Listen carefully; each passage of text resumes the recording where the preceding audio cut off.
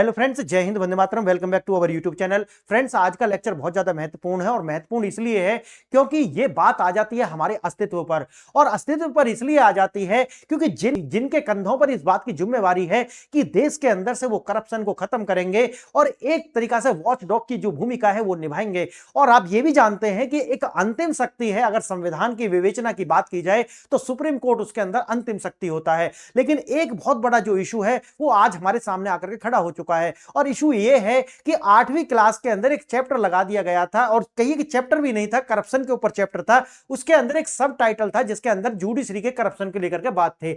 अब होता क्या है कि जैसे ही ये मामला आता है और सुप्रीम कोर्ट को पता चलता है कि कुछ इस तरीका से चैप्टर जो है वो एनसीईआरटी के अंदर ऐड कर दिया गया है, तुरंत क्या करता है सुप्रीम कोर्ट शो मोटो जो है ले लेता है। शो मोटो का मतलब है कि खुद से ही जो है उसको रिकॉग्नाइज करके उसको अपने यहां पर बुला लेना, और ये जो है सुप्रीम कोर्ट द्वारा किया जाता है। अब देखिए यहां बात जो है वो दो इशू फिर निकल करके सामने आ जाते हैं और दो इशू ये आते हैं कि देखिए करप्शन का मामला है तो एक तो ये है कि भाई क्या यहां पर इतने ज्यादा वो है कि आज हमारे जो बच्चे हैं क्या वो जान भी नहीं सकते इसके विषय में। एक तो ये मामला निकल करके आता है और दूसरा मामला ये निकल करके आता है कि वास्तव के अंदर कि ये जो जुडिशरी का जो करप्शन है और जो सरकार के द्वारा जो करप्शन है, इनमें से खतरनाक कौन सा करप्शन है, क्योंकि करप्शन तो है हर जगह है लेकिन खतरनाक कौन सा वाला है और जो हमारे देश के सिटीजन है वो किसमें बदलाव कर सकते हैं। आज हम इसी की डिस्कशन करने वाले हैं और आप ये भी जानते हैं कि इस पर जो डिस्कशन है ना तो हमारी नेशनल मीडिया के अंदर ही और ना ही कुछ ज्यादा, तो आपने देखा होगा कि हमारी सोशल मीडिया के अंदर भी इसकी ज्यादा डिस्कशन आपको देखने के लिए नहीं मिली है। और उसका कारण क्या है? उसका कारण है संविधान का आर्टिकल 142 सब क्लॉज 2 और संविधान का आर्टिकल 129। यानी कि ये दोनों आर्टिकल ऐसे हैं जो सुप्रीम कोर्ट को एक शक्ति प्रदान करते हैं कि किसी भी व्यक्ति पर जो सुप्रीम कोर्ट के जो भी आदेश हैं या फिर उनके जो वर्डिक्ट हैं उनके ऊपर अगर कोई सवाल खड़ा करता है तो अवमानना का जो नोटिस देकर के उस पर अवमानना चलाई जा सकती है। और इतना ही नहीं, एक होता है न्यायालय अवमानना अधिनियम 1971, यानी कि इसकी एक धारा है 12। इसके तहत भी सिविल मामलों के या आपराधिक मामले, यानी कि दोनों तरीका से कंटेम्प्ट ऑफ कोर्ट जो है वो सिविल मामले में भी और आपराधिक मामले में भी इसके द्वारा भी क्या कर सकते हैं, कंटेम्प्ट ऑफ कोर्ट चला सकते हैं किसी भी सिटीजन पर, जिसके अंदर 6 महीना की कैद और लगभग 2000 रुपए तक का जुर्माना। इसको देखते हुए आपने देखा होगा कि इतनी बड़ी घटना घट जाती है लेकिन ज्यादा शोर जो है वो सुनाई नहीं पड़ता है। लेकिन हमें ये काम करना है और हमें जो है हमें ये कार्य करना है क्योंकि हमें एक जो है जागरूकता फैलानी है। सरकारी भ्रष्टाचार, अब देखिए मौजूदा सुधारात्मक तंत्र क्या है, मौजूदा सुधारात्मक तंत्र क्या है ये भी हम देखेंगे। देखिए यहां पर यह आता है कि अगर सरकार के अंदर भ्रष्टाचार है तो उसके लिए पहली बात तो यह है कि देखिए कैग जैसी जो संस्था है वो उजागर करती हैं जो भी मिसमैचिंग होती है फाइनेंसिंग के अंदर। एक है मीडिया, मीडिया भी भाई इस तरीका से आलोचना कर सकती है क्योंकि सरकार के पास इस तरीका की कोई धारा नहीं है और संविधान के अंदर इस तरीका का कोई आपको अनुच्छेद देखने के लिए नहीं मिलता है कि सरकार की जो आलोचना है वो एक तरीका से आपराधिक बन सकती है। इसलिए आप देखेंगे कि मीडिया हो या फिर सोशल मीडिया हो, वहां पर खूब जो है अलग तरीका से सरकार के ऊपर जो भी भ्रष्टाचार के आरोप है उनके लिए लोग जो है मुखर होकर बात करते हैं। इसी तरीका से देखेंगे कि जो पीआईएल होती है, पब्लिक इंटरेस्ट लिटिगेशन, उनके द्वारा भी जवाबदेही मांगी जाती है। और लास्ट में क्या होता है कि सरकार जो होती है वो चुनी हुई सरकारें होती हैं और 5 साल के अंदर उनको फिर दोबारा से चुनाव लड़ने जाना होता है और लोगों के पास में एक शक्ति है कि भाई अगर उनको दिखता है, जैसे कि 2013 में 14 में आपने देखा होगा कि कांग्रेस के ऊपर इतने ज्यादा, यूपीए की जो सरकार थी उस पर इतने भ्रष्टाचार के आरोप थे कि लोगों ने उसको हटा दिया। तो इसका मतलब क्या है कि अगर सरकार के अंदर भ्रष्टाचार है तो लोगों के पास में एक सेफ्टी वॉल्व भी है कि अपना गुस्सा वो 5 साल के बाद निकाल लेंगे। लेकिन दूसरी ओर जब हम आते हैं, हम बात करते हैं कि जुडिशरी के अंदर जब करप्शन की, तो आपने देखा होगा कि किस तरीका से बोरी जो है नोटों की भरी हुई मिली थी। अभी कुछ ही समय हुआ है, 8-7 महीने हुए हैं, एक जज साहब के घर से जले हुए नोटों की बोरी मिली थी। लेकिन वो सारा का सारा मामला क्या हुआ है उसका सब जानते हैं, कुछ भी नहीं हुआ उस मामले में। अब देखिए ये सारा देखते हुए तो लोगों के पास में, यानी कि देश के जो नागरिक हैं उनके पास में सोचिए कि इनको बदलने की तो क्षमता है ही नहीं। किसी भी तरीका से जजों को जो है किसी तरीका से कुछ नहीं बिगाड़ सकते नागरिक। और साथ ही साथ में आप ये भी देखेंगे कि ये जो है इनको हटाने की, यानी कि जब इंपीचमेंट की बात आती है तो इनको हटाने की प्रक्रिया इतनी जटिल है कि इतिहास में ये कभी भी हो ही नहीं पाया है कि किसी जज को जो है हटाया गया हो। इसके बाद अगर आप देखते हैं कि अगर ये सब होता है और लोगों के पास कोई शक्ति नहीं, तो ये जो सेफ्टी वॉल्व है ये भी नहीं है। अगर सेफ्टी वॉल्व भी नहीं होगा तो इसकी दो ही परिणति हो सकती है। पहले तो ये है कि ये जो भ्रष्टाचार है वो और बढ़ता हुआ चला जाए, और दूसरी परिणति ये है कि एक दिन लोगों का जो गुस्सा है वो पूरी की पूरी जुडिशरी पर फूट पड़े, और जब ये फूटेगा तो उसके बाद तो आप जानते हैं क्या होता है। तो ये जो है बड़ी देश के लिए चिंता का विषय है, और इस पर जो है देश के जो जुडिशरी है उसको विचार करने की आवश्यकता है। जैसा कि मैंने आपको बताया कि इनके ऊपर जिम्मेवारी है करप्शन को रोकने की, लेकिन बात यहीं आ जाती है कि जैसे ही चैप्टर ऐड किया जाता है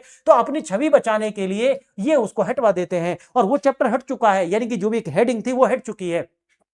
अब देखिए इसके लिए अलग अलग तरीका के जो है आर्गुमेंट्स आ सकते हैं कि देखिए सुप्रीम कोर्ट की जो छवि है वो खराब नहीं होनी चाहिए। उससे क्या होता है कि पहले से ही ट्रस्ट डेफिसिट है जुडिशरी के ऊपर, और साथ ही साथ में देश के अंदर जब भी हम देखें इन्वेस्टमेंट होता है तो अगर देश की जुडिशरी की ही छवि खराब है तो हमारे देश के अंदर इन्वेस्टमेंट में फर्क पड़ेगा उसका। हम आगे थोड़ा इसमें देखने वाले हैं। तो देखिए बात तो सही है, लेकिन कारण यह है कि अगर जब तक आप उसको रिकॉग्नाइज ही नहीं करोगे तो फिर उसके अंदर बदलाव कैसे करोगे, उसके अंदर करेक्शन कैसे होगा, यह बहुत बड़ी बात है। अच्छा, ये कह नहीं सकते कि जुडिशरी के अंदर करप्शन नहीं है, याद रखना इस बात को। अगर आप ये कह भी नहीं सकते कि नहीं है, ऐसा मैं नहीं कह रहा हूं। पीछे कितने सारे ऐसे जज हैं जो ये बोल चुके हैं कि देखिए जो है जुडिशरी के अंदर बहुत ज्यादा करप्शन है, और ऐसा जब जज बोल चुके हैं, उसी संस्था से आने वाले लोग बोल चुके हैं, तो फिर आप सोचिए कि एक चैप्टर ऐड करके हमारे बच्चे उसको जान ही लेंगे तो दिक्कत क्या है, और अगर जब तक जानेंगे नहीं तो बदलाव आएगा कैसे। ये दो बहुत बड़े सवाल हैं। आइए इसको थोड़ा सा और देखते हैं। जैसे मैंने बताया कि सुधार का रास्ता, जैसे यहां तो चुनाव हो सकते हैं,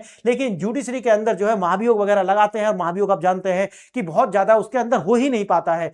फिर आती है निगरानी। निगरानी के लिए अगर सरकार की बात करें तो बहुत सारी बॉडी है, जैसे कि पीआईएल के द्वारा भी देखते हैं, कैग एक संस्था है, और मीडिया भी है, और जो लास्ट में तो चुनाव होते हैं। लेकिन अगर बात करते हैं जो है जो न्यायिक व्यवस्था की, तो यहां पर किसी भी तरीका की कोई भी जो है किसी भी तरीका का चेक एंड बैलेंस नहीं है, और ना ही किसी तरीका की निगरानी है। यानी कि आप एक तरीका से छुट्टी है, और आप जानते हैं कि power corrupt and power corrupt absolutely. अगर आपके पास में सत्ता भ्रष्ट करती है और संपूर्ण सत्ता संपूर्ण भ्रष्ट करती है, इसका मतलब है कि एक पूरी संस्था को जबकि आप ये जानते हैं कि अगर हम लोकतंत्र कहते हैं तो लोकतंत्र के 3 स्तंभ बताए जाते हैं, जिसके अंदर लोकसभा यानी कि जिसके अंदर न्यायपालिका भी है, जिसके अंदर कार्यपालिका है, जिसके अंदर विधायिका है, यानी कि कार्यपालिका, न्यायपालिका और विधायिकाएं, यानी कि इनसे मिलकर के तो लोकतंत्र बनता है। लेकिन अगर न्यायपालिका के अंदर इस तरीका की एक तरीका के ओपेकनेस होगी, यानी कि इतना ज्यादा बंद होगा, तो आप सोचिए कि वहां करप्शन पनपेगा, और ये देश के लिए अच्छा नहीं है। आइए थोड़ा सा देखते हैं, आगे बढ़े। उससे पहले आपको 2 प्रश्न हैं जिन पर विचार करना होगा। ये आपका एक तो मेमोरी टेस्ट करने के लिए भी है, और आपका नॉलेज बेस करने के लिए, और तीसरा रीजन है आपकी नॉलेज अगर नहीं जानते तो उसमें एनहांसमेंट करने के लिए। ये 2 क्वेश्चन मैं इसमें शामिल किया हूं। देखिए, लोकतंत्र में एग्जिस्टेंशियल डैमेज, यानी कि अस्तित्व का संकट किस प्रकार के भ्रष्टाचार का प्रत्यक्ष परिणाम माना जाता है। यानी कि जो मैंने शुरू में बोला था कि ये जो भ्रष्टाचार है ये हमारे एग्जिस्टेंस के लिए खतरनाक है। आप जानते होंगे, इसको नहीं जानते तो मैं आपको इसमें बताने वाला हूं। देखिए, एग्जिस्टेंशियल अस्तित्व, देखिए पहला क्या है, विधायी भ्रष्टाचार, यानी कि लेजिस्लेटिव करप्शन क्या वास्तव में एग्जिस्टेंशियल क्राइसिस बन सकता है। दूसरा, कार्यपालिका में नीतिगत हेरफेर, यानी कि पॉलिसी मैनिपुलेशन। तीसरा, जुडिशियल करप्शन, और चौथा, नौकरशाही में लाल फीताशाही। तो बताइए हमारे जो एग्जिस्टेंशियल क्राइसिस जो है वो कौन सा पैदा कर सकता है, और मैंने आपको शुरू में इसका बताया था आंसर। देखिए आगे देखना, दूसरा प्रश्न, अंतरराष्ट्रीय मध्यस्थता यानी कि इंटरनेशनल आर्बिट्रेशन में भारत की न्यूनतम रैंकिंग का मूल कारण क्या है, यानी कि रूट काउज क्या है। आप जानते होंगे, यानी कि हमारा जो देश है उसके अंदर जो इंटरनेशनल आर्बिट्रेशन होते हैं उनमें रैंकिंग बहुत लो जाती है, और उसका कारण क्या है। उसका कारण जैसा कि मैंने आपको आगे में बताऊंगा इसमें, कि हमारे यहाँ पे जज की कमी नहीं है, हमारे यहाँ सिस्टम की कमी नहीं है, लेकिन क्या है, तारीख पे तारीख, तारीख पे तारीख, ये जो व्यवस्था है। दूसरा क्यों आता है, करप्शन की वजह से। इसलिए देखिए आगे, न्यायाधीशों की संख्या में कमी है, वकीलों की योग्यता में कमी है, संस्थागत विश्वास की कमी है, lack of the institutional trust, यानी कि ट्रस्ट डेफिसिट है। आगे देखना, जटिल कानूनी प्रक्रिया। आंसर आपको पता होगा, नहीं तो आपको लास्ट वाली स्लाइड पर इन दोनों के विस्तृत आंसर मैंने दिए हैं। आइए देखते हैं इसको विस्तार से थोड़ा। देखिए, मामला मैंने आपको बता दिया कि एनसीईआरटी के 8वीं कक्षा के अंदर सामाजिक विज्ञान की पुस्तक में करप्शन इन जुडिशरी पर एक अध्याय था, और ये जो अध्याय है इसी को लेकर के सुप्रीम कोर्ट की चिंता थी। अब उन्होंने सुमोटो इसी के लिए लिया। अब देखिए, सुप्रीम कोर्ट ने इस पर कड़ी आपत्ति जताई और इसे हटाने की मांग की। अब जैसे मैंने आपको बताया कि 2 ही रीजन हो सकते हैं। पहले कि हमारी छवि खराब मत करो, तो एक तो इसका उत्तर यह है कि छवि, अगर ऐसा आप सुप्रीम कोर्ट ऐसा तो है नहीं जुडिशरी में करप्शन नहीं है, अगर करप्शन है और बच्चे जान लेंगे तो उससे सुधार आएगा। देखो किसी भी अगर संस्था में सुधार करना है या कोई सी भी बात के अंदर सुधार करना है तो पहले उसको रिकॉग्नाइज करना पड़ेगा, हाँ कि है। अगर है तो दूसरा सवाल आएगा सही कैसे होगा। अगर आप ये रिकॉग्नाइज नहीं करोगे कि इस तरह का भ्रष्टाचार है तो इसका मतलब है आगे सुधार कैसे होगा। ये बहुत बड़ी बात है। देखिए सुप्रीम कोर्ट ने इस पर कड़ी आपत्ति जताई और हटाने की मांग की और हटा भी दिया, ये हटा चुके हैं इसको। आगे देखना, यद्यपि अध्याय हटा दिया गया है लेकिन इससे समाज में एक बहस छिड़ गई है। अब बहस क्या छिड़ गई है, जो मैं अभी आपसे बात कर रहा हूं, बहस ये छिड़ गई है क्या वास्तव में सुप्रीम कोर्ट कहो या फिर जुडिशरी जो है ये एक सेंट्रोसेंक्ट जो है एक संस्था बनकर के रहेगी, इनकी पवित्र संस्था है, या कहिए कि होली काउज जो है हमने क्रिएट कर लिए है। अब जब आप एक लोकतंत्र में होली काउज को क्रिएट कर लेते हैं तो उसके बाद में डिबेट तो होती नहीं है, फिर क्या होता है, अगर वही है कि भावना आहत हो जाएंगी तो भावना नहीं। देखो फिर एक बात तो आप कहते हो डेमोक्रेसी, एक और कहते हो संविधान की फ्रीडम ऑफ स्पीच, तो फिर ये लोकतंत्र के मायने क्या रह जाएंगे अगर सब इसी तरीका से कार्य करने लगेंगे कि कल सरकार कहेगी कि भाई आपने मेरी आलोचना की है, इस वीडियो को हटाओ, इसको उठा करके जेल में डाल दो। तो अगर ये सारा कार्य होता है, भाई आप जानते हैं कि संसद सर्वोच्च है, वो कोई ऐसा कानून ला सकते हैं। कल जुडिशरी ने कर दिया ना, तो शुरुआत अगर जुडिशरी ने करी है, कल इसको कार्यपालिका विधायिका करती हैं, तो आप सोचिए कि इसमें फिर कोई भी ऐसा नहीं है कि न्यायपालिका कहेगी कि नहीं ये गलत है, क्योंकि आपने करा है। ये भी देखिए। अब देखिए, क्या बच्चों से सच्चाई छिपाना या संस्थागत गरिमा को बचाना है, या फिर कुछ ये आने वाले समय में और संकट पैदा करेगा? क्यों? क्योंकि ये देखिए, सेफ्टी वाल्व होना बहुत ज्यादा जरूरी है कि जहां से आपकी जो जितनी भी हीट है वो निकलती रहे। अगर नहीं है तो एक दिन वो ब्लास्ट कर जाएगा। और ये देखिए, न्यायपालिका जो है, जब भी इस देश के नागरिकों का गुस्सा फूटेगा, आप देख लेना, न्यायपालिका को उस समय पर पूरी तरीका से आमूलचूल परिवर्तन करना पड़ेगा। तो याद रखना है कि एक सेफ्टी वाल्व जरूर क्रिएट किया जाए। हमारे देश के जो जज साहिब हैं, मैं तो उनसे यही रिक्वेस्ट करूंगा कि इस देश के अंदर जुडिशरी में सेफ्टी वाल्व क्रिएट कीजिए। जिस तरीका से न्याय, आप देखिए कि राजनेताओं को बदल देते हैं हर 5 साल के अंदर, बहुत ज्यादा चेक एंड बैलेंस है, तो पारदर्शिता लानी पड़ेगी। अगर पारदर्शिता नहीं लाते तो बिल्कुल लोगों की जो नाराजगी है वो भड़केगी आने वाले समय में। देखिए, आम आदमी इससे सबसे ज्यादा देखता है पुलिस, थाना, जो है राशन, बिजली विभाग, ये सब लाउड पॉलिटिकल हैं। लेकिन बात जब आती है किसकी, सुप्रीम कोर्ट या फिर जुडिशरी की, तो वहां सब कुछ जो है दबा दबा है। मंत्रियों द्वारा सत्ता का दुरुपयोग, गलत नीतियां, ये सब को देखिए, सब देखते हैं। लेकिन जुडिशरी को लेकर के इस तरीका की जो न्यूज है वो बाहर क्यों नहीं आती? जो मैंने अभी शुरू में बताया, क्या आर्टिकल 142 सब क्लॉज 2 और आर्टिकल 129 यानी कि 129, और जैसा कि शुरू में बताया न्यायालय अवमान अधिनियम 1971 की धारा 12, इन तीनों का डर है कि जो देश की जो नेशनल मीडिया है और या फिर सोशल मीडिया पर ज्यादा बातें होती नहीं है इसकी। आइए देखते हैं। चुनाव, जनता सरकार बदल सकती है, सबसे बड़ी ताकत कौन है? जनता है। 5 साल में जाएगी तो करप्शन करोगे तो हटा देगी। कैग जैसी एजेंसियां हैं, मीडिया इन्वेस्टिगेशन है, क्योंकि सरकार के पास में आर्टिकल 142 सब क्लॉज 2 या फिर 1971 नहीं है, इसीलिए। आगे देखना, सरकार के फैसलों को कोर्ट रद्द कर सकता है, जैसे कि अरावली वाला मुद्दा है। बहुत सारे मुद्दे हैं जिन पर ओवर रीच का मामला बनता है कि न्यायपालिका ये सारे कार्य करती है, लेकिन ये दोगलापन भी है। आगे बताऊंगा। आगे देखिए, जज संविधान के अंतिम व्याख्याकार यानी कि फाइनल इंटरप्रेटर्स जो है वो ये है, और इनको वॉचडॉग कहा जा सकता है। लेकिन आप सोचिए कि जब लास्ट वाला जो वॉचडॉग है, जिस पर भ्रष्टाचार रोकने की ही पूरी गारंटी, अगर वही लिप्त हो जाएगा और वही एक बंद कमरे की तरह हो जाएगा, तो फिर लोगों का जो है, जब देखिए बाहर से जब हवा नहीं आती ना, तो अंदर सड़ांध मच जाती है, और वही सड़ांध जो है आपको जुडिशरी के अंदर आपको मचती हुई दिख रही है। आगे देखना, अगर सरकार भ्रष्ट है तो आप कोर्ट जाते हैं, लेकिन अगर कोर्ट ही भ्रष्ट हो जाए तो आप कहां जाएंगे? ये लोगों के सामने बड़ी चुनौती है। वो भी बोलते हैं, लोग कहते हैं इस बात को कि अगर सरकार जो भ्रष्ट होती है तो 5 साल में हटा देंगे इनको तो, लेकिन अगर जज जो है जिनके हाथ से नोट मिल रहे हैं जले हुए, अगर वो है तो फिर उनका क्या करा जाए? जनता के पास क्या है? यहां पर देखिए, डेमोक्रेसी के अंदर क्या है? डेमोक्रेसी का मतलब क्या है? लोगों का शासन। लेकिन यहां तो लोगों का हाथ में कुछ है ही नहीं। अगर जुडिशरी ये सब कर रही है तो लोग क्या करेंगे? ये भी तो एक होना चाहिए ना, इसके प्रावधान होने चाहिए थे। देखिए, महाभियोग यानी कि इंपीचमेंट की जो प्रक्रिया है वो इतनी ज्यादा जटिल है, और राजनीतिक समीकरण ऐसे बनते ही नहीं है कि किसी भी जज को जो है हटाया जा सके इस प्रक्रिया के द्वारा। तो अपने आप में ये जो है बहुत ज्यादा जटिल है। इस आप देखिए, आंतरिक जवाबदेही, इंटरनल अकाउंटेबिलिटी जो है उसमें पारदर्शिता है नहीं, इसीलिए आप देखोगे कि जुडिशरी के अंदर ये जो सड़ांध आपको दिख रही है, ये बदबू जो आ रही है, इसीलिए आ रही है। देखिए, आलोचना पर आप, जैसा मैंने बताया कि भाई नेशनल मीडिया के अंदर या सोशल मीडिया पर लोग मुखर होकर नहीं बोल पाते। क्यों? क्योंकि जैसा कि मैंने आपको बताया, आर्टिकल 142 सब क्लॉज 2, आर्टिकल 129 और जो कि न्यायालय अवमानना अधिनियम 1971 की धारा 12, ये ऐसे डर हैं कि जो न्यायपालिका ने सबके मुंह पर टेप लगाई हुई है। अब ये है इसके कारण। देखिए, न्यायपालिका की आलोचना करना कंटेम्प्ट ऑफ कोर्ट बन जाएगा, और कंटेम्प्ट ऑफ कोर्ट दो तरीका के होते हैं, जैसे आप जानते हैं, सिविल मामले में और जो है इसमें क्रिमिनल मामले में। देखिए, पब्लिक की जो स्क्रूटनी है उसको सीमित कर दिया जाता है, जो धारा मैंने बताई है इनके द्वारा। एक जज दूसरे के जो फैसला होता है उसको करेक्ट नहीं करता, बल्कि अलग ही राय देता है। आप जानते हैं, तो बिल्कुल अलग अलग राय हो सकती है। भ्रष्टाचार पनपने का जोखिम बढ़ता है, क्योंकि यह डर का माहौल पैदा करता है। इसीलिए जो है मैंने बताया कि एक सेफ्टी वॉल्व जो है वो होना चाहिए। अगर दूसरी तरीका से तुलना की जाए तो ऐसा देख सकते हैं कि अगर खेल के मैदान में रेफरी ही जो है भ्रष्टाचार करता है, अगर भ्रष्ट है, तो फिर खेल का निर्णय क्या होगा? कुछ भी नहीं होगा। यानी कि खेल ना तो खिलाड़ी खेलेंगे, ना तो लोग देखने वाले जो होंगे उनका इंटरेस्ट होगा, क्योंकि वो जानते हैं कि रेफरी फिक्स है। इसीलिए जो है उनका इंटरेस्ट खत्म हो जाता है। और मेरा मानना है डेमोक्रेसी के लिए बहुत ज्यादा खतरनाक है ये सारा।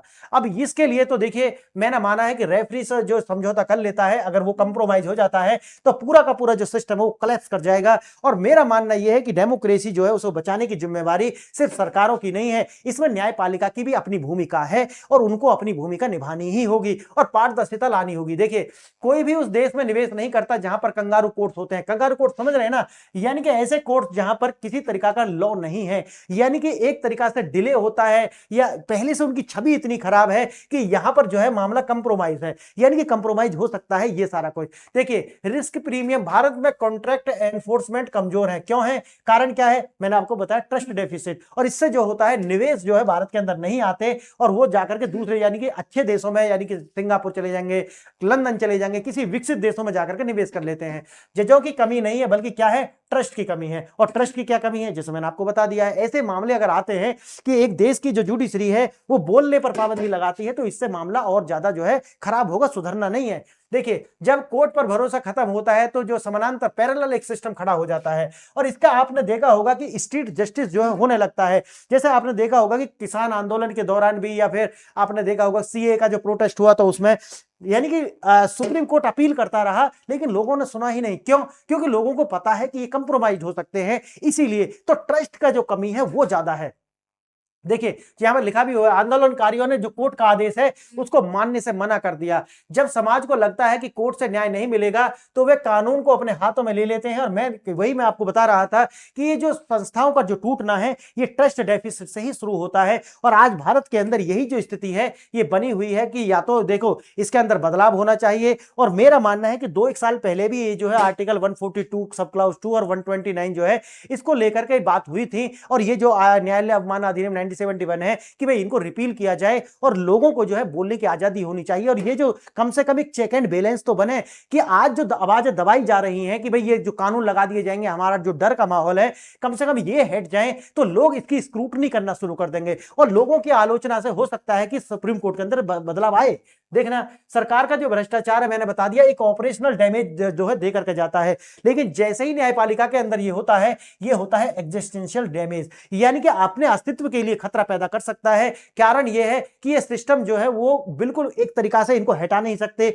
और सरकार का जो भ्रष्टाचार है उस पर तो ये चेकमेट लगाते हैं, लेकिन इनके ऊपर कोई चेकमेट होता नहीं है। इसका मतलब यह है कि अगर ये कंप्रोमाइज होते हैं तो पूरी की पूरी जो सिविलाइजेशन है उसके लिए क्राइसिस पैदा हो जाने वाला है। आगे देखेंगे समाधान क्या है। वही है कि देखिए, अगर ये आप हटाइए इन धाराओं को जो मैंने अभी आपको बताई हैं, तो इनको हटाने से क्या होगा? पब्लिक जो है इनका स्क्रूटनी करेगी, इनकी आलोचना करेगी। आगे आता है पारदर्शिता।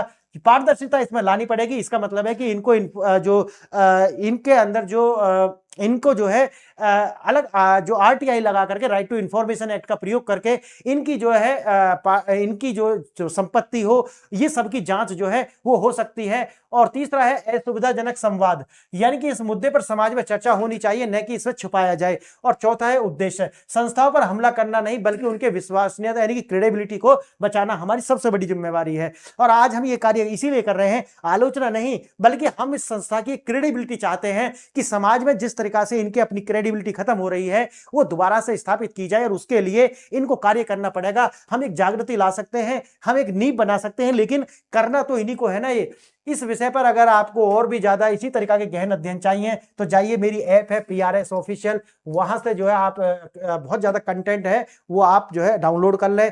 और अगर लेक्चर आपको अच्छा लगा है तो यूट्यूब चैनल को इसको सब्सक्राइब करें, टेलीग्राम से जुड़ जाएं, व्हाट्सएप की कम्युनिटी से जुड़ जाएं, ताकि भविष्य में हम जो है एक साथ जुड़े रहे। और मैंने जैसे कि बताया है कि भाई अगर आप जो है और भी इस पर गहन अध्ययन चाहते हैं तो PRS ऑफिशियल है, जो iOS और एंड्रॉइड दोनों पर उपलब्ध है, डाउनलोड कर लीजिए और अच्छे से इसकी तैयारी कर सकेंगे आप, कोई भी एग्जाम हो यूपीएससी वगैरह उसका। मैंने जैसा बताया था दोनों क्वेश्चन का आंसर, पहले का आंसर है सी यानी कि जुडिशियल करप्शन, और दूसरे का आंसर है संस्थागत विश्वास की कमी। तो आपको दोनों प्रश्नों का आंसर मिल चुके हैं। फ्रेंड्स, आपको ये लेक्चर कैसा लगा आप अपनी कमेंट में राय जरूर दीजिए कि हम किस तरीका से जो करप्शन है जुडिशरी के अंदर उस पर लगाम लगा सकते हैं। आपने वीडियो देखा इसके लिए